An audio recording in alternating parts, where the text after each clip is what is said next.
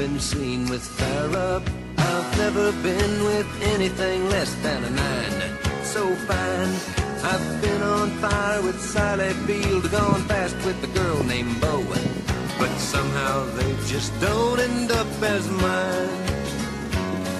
It's a death-defying life I lead. I take my chances. I die for living in the movies and TV. But the hardest thing I ever do is watch my lead lady. It's some other guy I'm in my dreams. I might fall from a tall building, I might roll a brand new car, 'cause I'm the unknown stuntman.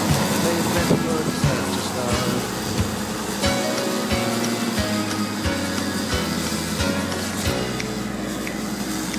I've never spent much time in school, but I've taught ladies plenty.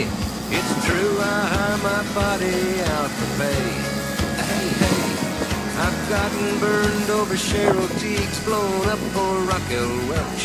But when I wind up in the hay, it's only hay. Hey, hey, I might jump an open drawbridge or Tarzan from a vine, 'cause I'm the unknown stuntman that makes Eastwood look so fine.